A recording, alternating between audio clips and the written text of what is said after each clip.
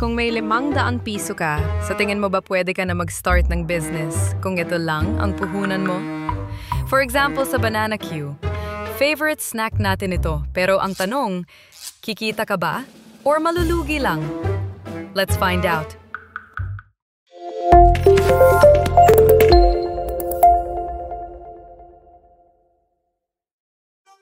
Meet Anna. Gusto niya i-try magbenta ng Banana Q sa tapat lang ng bahay nila. Kailangan niya lang ng saging, asukal, and cooking oil. Pero, sulit kaya ang puhunan? Mag-compute tayo. Sabihin natin ganito, more or less ang presyo sa palengke. 50 per kilo sa saging na saba. 70 piso per kilo sa brown sugar, pero 10 lang ang cost ng magagamit sa 1 kilo ng saging. Then 120 per liter sa cooking oil, pero 30 lang ang cost ng magagamit sa pagluto. 10 pesos naman sa bamboo sticks at uling or gasul. So, ang total cost sa pagluto ng Banana Q gamit ang 1 kilong saging ay 100 piso. Kung saan ay makakagawa ka ng 10 servings ng Banana Q. So, 100 piso ang magagastos ni Ana. Ang tanong, magkano kaya sa tingin mo ang dapat pagbenta niya sa Banana Q para hindi siya malugi? Ikaw, magkano ba dapat? E-comment mo nga muna bago ko sagutin.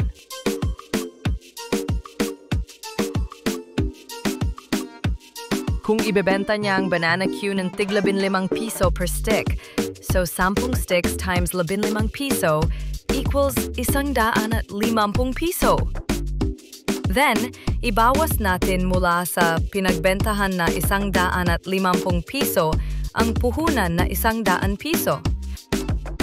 So meron siyang 50 piso na kita. Ibig sabihin nito ay kailangan lang ni Ana na maibenta lahat yung 10 sticks para di siya malugi. Kaso, gusto ni Ana na kumita ng 15,000 piso kada buwan sa pagbenta ng Banana Q. So, ilang Banana Q ba ang dapat niyang maibenta para kumita ng 15,000 piso sa isang buwan?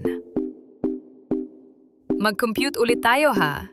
Nalaman natin earlier na 5 piso ang kita per stick. So, 15,000 piso divided by 5 piso na kita per stick equals 3,000. Kailangan ni Ana magbenta ng 3,000 sticks para kumita ng 15,000 piso sa isang buwan.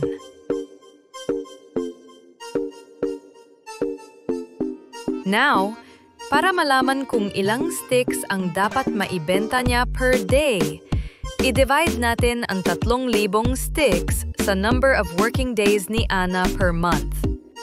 Gusto ni Ana na mag-work lang ng 25 araw lang sa isang buwan. So, 3,000 divided by 25 araw equals 120 sticks per day. Kailangan ni Ana na makabenta ng 120 sticks per day for 25 araw para kumita siya ng 15,000 sa isang buwan. So, balik tayo sa tanong na, kikita ka nga ba sa pagbebenta ng Banana Q? Yes, kung consistent kang makabenta ng at least 120 sticks per day. Pero, kung 30 sticks lang ang maibenta mo sa isang araw, ay di mo makukuha ang 15,000 target na kita sa isang buwan. So, ano pa ba ang pwedeng gawin para madagdagan ang iyong income?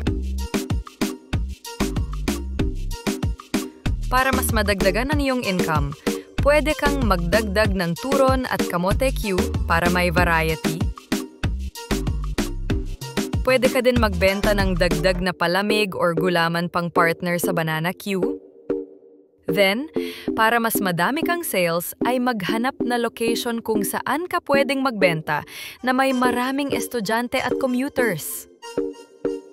Kikita ka talaga sa pagtitinda ng Banana Q, pero depende pa rin sa pricing strategy mo at sa dami ng mabibenta. Kung nagustuhan mo ang business breakdown content na ito, abangan ang aming susunod na negosyo episode tungkol sa pagtitinda ng fishballs. Isa din yan sa popular na street food business, kaya titingnan natin kung kikita ka ba sa ganong negosyo. Abangan ang ating iba pang upcoming business breakdown contents katulad nito, kaya huwag kalimutang mag-like at mag-subscribe para updated ka palagi. Maraming salamat!